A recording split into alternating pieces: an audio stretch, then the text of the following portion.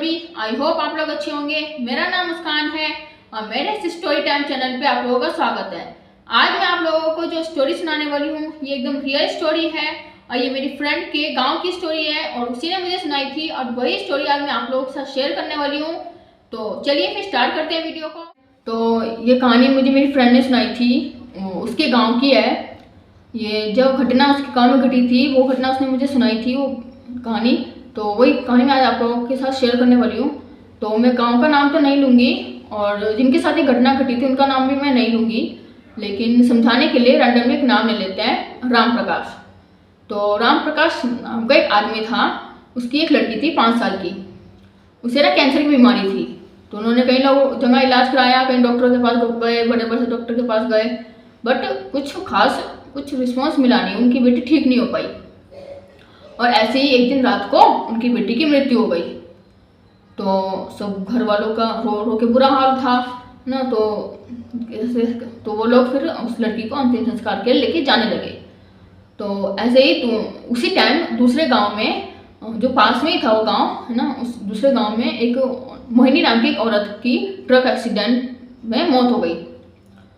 तो जब उस लड़की को और इस तरफ जब उस लड़की को लेके जाया जा रहा था अंतिम संस्कार के लिए, तो वो लड़की अचानक से उठ खड़ी हो गई है ना। तो उसे ले जा रहे थे और वो उठ खड़ी हो गई।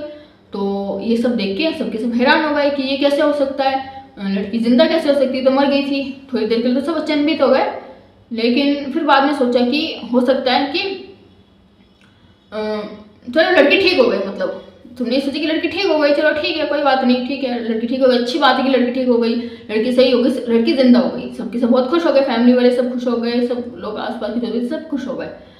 तो फिर अब वो, लेकिन ये बात किसी को भी ये बात नहीं पता थी कि वो जो बच्ची थी उसके अंदर जो मोहिनी जिसके ट्रक से एक्सीडेंट हुआ था उसकी आत्मा उसके अंदर आ चुकी थी, उसके अंदर उसकी आत्मा समा चुकी थी।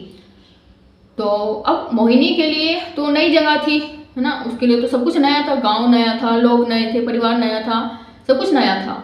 तो उसके वहाँ पर रहना थोड़ा सा मुश्किल हो रहा था उसके लिए, उस घर में, उस परिवार में, उस गांव में रहना थोड़ा मुश्किल हो रहा था। वो थोड़ी बेचैनी सी हो जाती थी, थोड़ी सी परेशान रहने लगी थी। वो खाना पीना छोड़ दिया था, चिड़चिड़ी से रहने लगी थी है ना, कुछ खिलौना खेलती वेलती भी थी क्योंकि वो तो बच्ची थी 5 साल की, उसके अंदर मोहिनी की आत्मा थी। तो बच्ची चिड़चिड़ी से रहने लगी थी।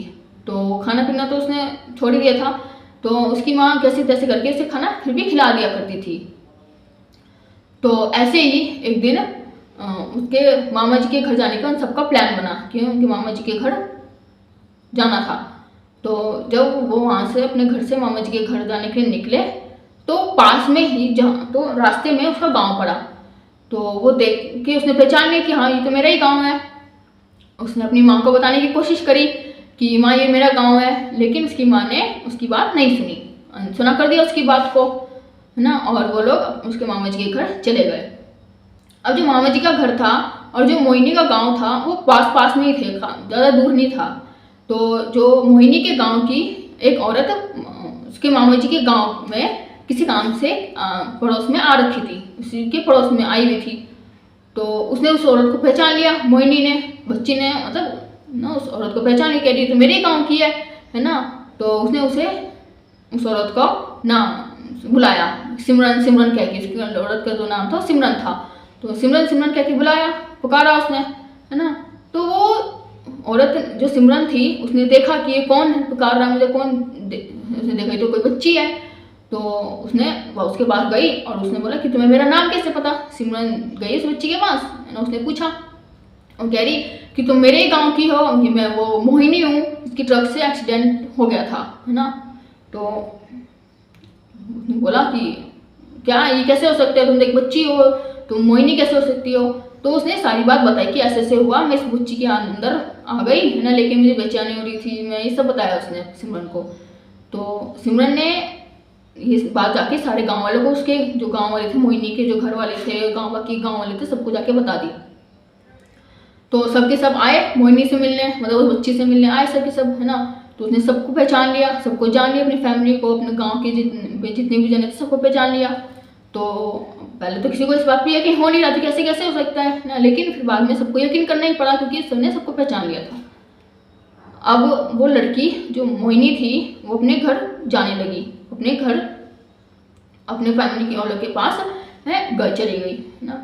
लेकिन अब वो बच्ची, वो परिवार वाले जो थे, उस बच्ची का जो फैमिली थी वो उदास थी। वो उन्होंने काफ़ी बोला कि आप हमारे पास रहने दो ना, कि हमारी बच्ची है ये। लेकिन उसके अंदर तो मोहिनी की आत्मा थी, तो मोहिनी की आत्मा अपने घर जाना चाहती थी, वो उस घर में नहीं रहना चाहती थी। लेकिन फिर गांव वालों ने समझाया, लोगों ने, काफ़ी लोगों ने उसे समझाया कि तू वहीं पे वहाँ पे भी रह ना, कि उस बच्ची क्योंकि तेरे अंदर तो उस बच्ची के अंदर तो है तू, तो उस परिवार वालों को तो क्या दोष है इसमें, परिवार का तो कोई वो नहीं है ना।